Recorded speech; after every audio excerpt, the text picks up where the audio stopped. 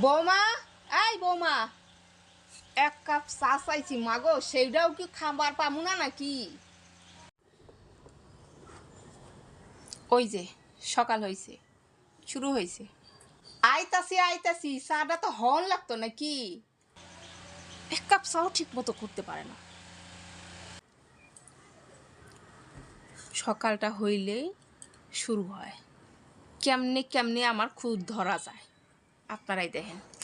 আইতাছি আইতাছি। হ মাগো, আমিও জানি তুমি আইবা, কিন্তু তোমার মানে একটু জোরে সোরে নড়াচড়া করা যায় না?